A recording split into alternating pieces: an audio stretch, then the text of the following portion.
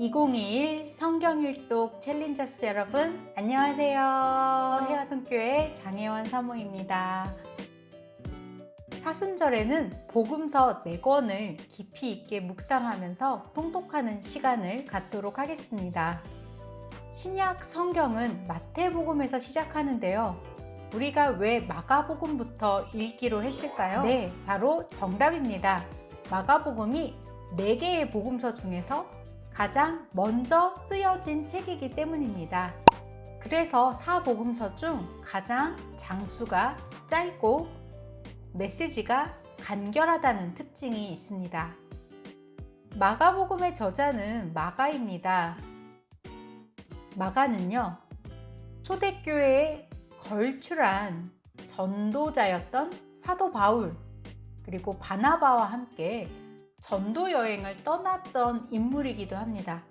그래서 마가가 작성한 복음서의 내용은 그 독자가 주로 이방인을 대상으로 해서 쓰여졌다라고 생각하시면 되겠습니다. 따라서 마가의 관심은 어떻게 하면 이방인들에게 가장 쉽고 간결하게 복음을 잘 설명할 수 있을지가 관건이었죠. 마가 복음서의 내용은 3가지 핵심 주제로 정리를 해볼 수 있겠습니다. 첫째, 예수님은 하나님의 아들이시다. 둘째, 하나님의 아들이신 예수님이 십자가에 죽으셨는데 그것은 우리의 죄를 대신 감당한 구원의 사건이었다 라는 사실을 증거합니다. 셋째, 우리도 자기의 십자가를 지고 예수님을 따르라 라는 제자됨의 초청을 하고 있는 것이 마가복음의 3가지 핵심 주제가 되겠습니다. 이러한 핵심 주제는요, 마가복음의 구성과 진행 전개 흐름에 영향을 주고 있는데요.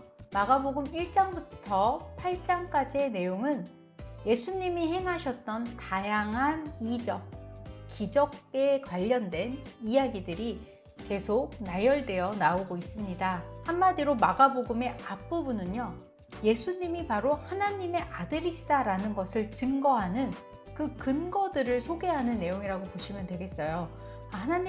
예수님이 이런 일들도 하셨어. 이런 기적도 베푸셨지. 이것이 인간이라면 할 수 있을까? 아니야. 하나님의 아들이기 때문에 가능하지. 라는 것을 설득하고 간증하는, 증거하는 내용이라고 보시면 되겠습니다.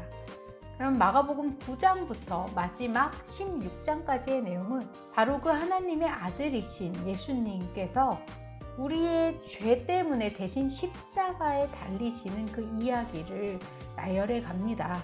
그것이 바로 하나님이 약속하셨던 구원의 성취이고 우리가 예수님의 제자로 살아가야 할 길이 어떠한 것인지를 소개하는 부분을 포함하고 있다고 보시면 되겠습니다.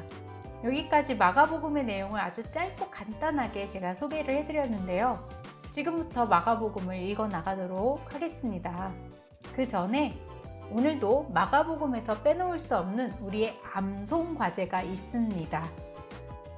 마가복음에서 함께 암송할 말씀은요, 8장 34절부터 35절의 말씀입니다.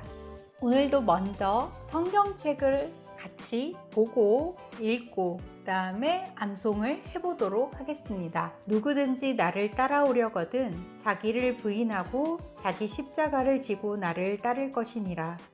누구든지 자기 목숨을 구원하고자 하면 잃을 것이요 누구든지 나와 복음을 위하여 자기 목숨을 잃으면 구원하리라. 자, 이제 성경을 내려놓고 안 보고 외워보도록 하겠습니다.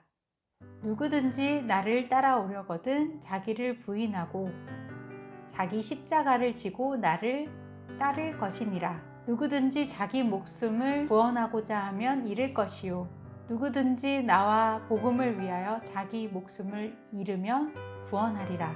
마가복음 8장 34절 35절 말씀. 아멘 아멘. 여러분 배웠습니다. 이번엔 실수하지 말았어야 하는데 확인을 해보도록 하겠습니다. 여러분, 마가복음에는 역설적인 표현이 참 많은데요. 역설이라고 하는 것은 한마디로 논리적으로 앞뒤가 맞지 않은 내용을 표현하는 방법을 말합니다. 아주 고급의 수사학이라고 말할 수 있는데요. 오늘 외운 말씀에서 구원하고자 하면 잃을 것이고 잃고자 하는 자가 구원을 얻고 이렇게 앞뒤가 맞지 않는 것들이 바로 역설이고요. 마가복음에서 가장 대표적인 역설적 표현을 뽑는다면 바로 하나님의 아들이신 그분이 십자가를 지고 고통받고 죽임당하셨다라는 것입니다. 어떻게 신의 아들이 사람에 의해서 고통을 받고 죽임을 당합니까? 앞뒤가 맞지 않아요. 그런데 그것을 이방인들에게 역설적인 표현에 담아서 그 진리를 전달하는 거죠. 원래 역설이라는 표현 방식은요, 사실을 넘어서 진리를 담아내야 할 때 인간의 언어가 갖고 있는 한계를 뛰어넘기 위한 표현의 방법이라고 보시면 되겠습니다.